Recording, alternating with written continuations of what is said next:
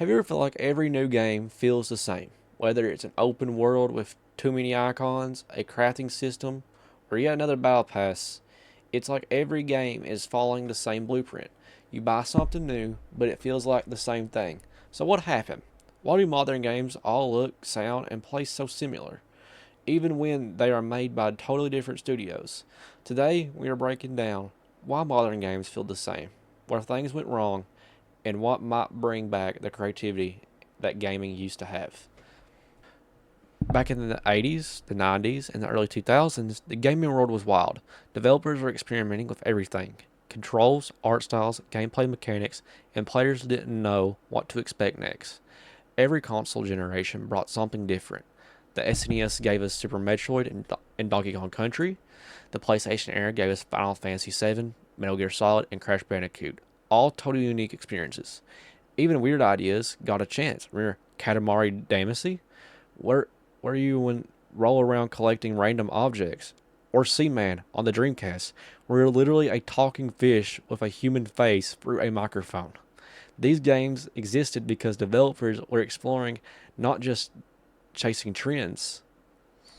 Then came the rise of the AAA era, when gaming became big business. The success of games like Call of Duty, Assassin's Creed, and Skyrim set standards that publishers quickly noticed. They realized there was a formula for success: open world, progression systems, cinematic storytelling, optimal side missions, and collectibles. Soon, almost every major studio adopted it. By the mid 2000s, nearly every blockbuster game, from Far Cry to Horizon Zero Dawn, followed the same structure. The result, a polished but predictable experience. Games stopped feeling like adventures and started feeling like checklists. One big reason modern games feel so similar is fear, especially fear of failure. Game development costs have skyrocketed. A major AAA game today can cost $200 million to make, sometimes even more than a Hollywood movie. When you're spending that kind of money, you can't afford to take risk. That's why sequels, reboots, and remakes dominate the market. Publishers want to guarantee profits.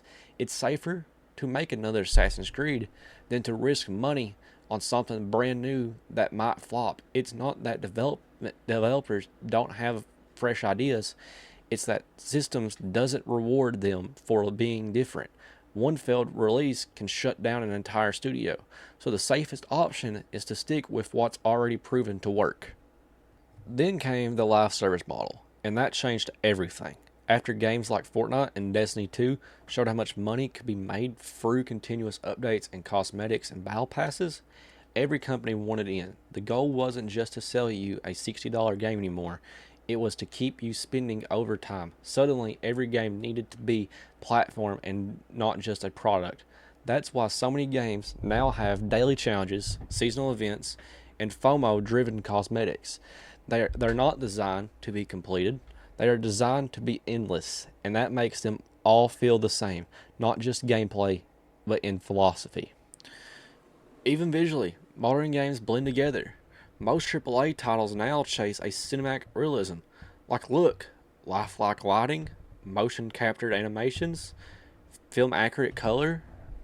It's impressive, but compared to the distinct styles of the past, the shell shaded look of Windwalker, the minimalist beauty of Journey, or the comic book aesthetic of Borderlands, those games stood out.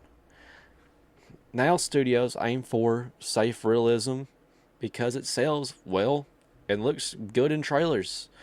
But, but everyone's using Unreal Engine and similar design philosophies. It's hard to stand out, even for big studios.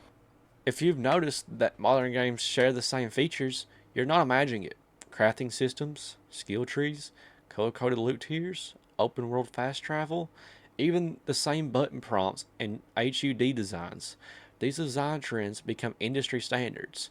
Even time and mechanic becomes popular, like bullet time in Max Payne or climbing towers in Assassin's Creed. It gets copied until players are sick of it. And then, when something new finally appears, it gets overused again.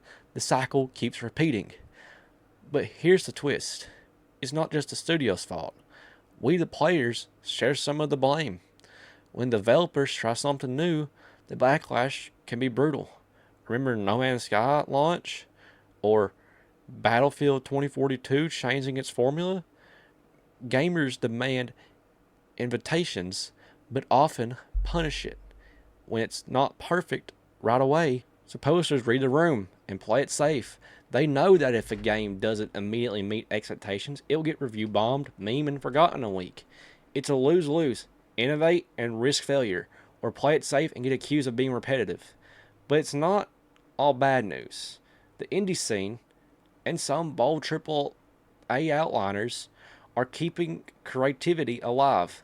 Games like Hades, Celeste, and Undertale remind us that innovation looks like even massive successes like Baldur's Gate 3 show that deep storytelling and player freedom can still thrive without microtransactions or live service gimmicks. Platforms like Steam and Kickstarter have gotten small studios a chance to take risks again, and players are responding with love and support. Sometimes the most creative games today are the ones made without billion-dollar budgets. We might be entertaining a turning point with new tech like Unreal Engine 5, AI-assisted development, and procedural world generation. Small teams can now create massive, beautiful games on a fraction of the budget. That levels the playing field, meaning we could see another burst of creativity soon. At the same time, players are becoming more vocal about what they want: finished games, not products that involve over years. If enough people support creative risk, the industry will follow. So maybe it's not the games of today are bad. They are just trapped in systems built to be safe, profitable, and predictable. But history shows us that every few years, one game breaks the mold and changes everything. Maybe the next one is just around the corner. So if you like this video, comment, like, and subscribe. And if you want to see more videos, subscribe. Thank you all for watching.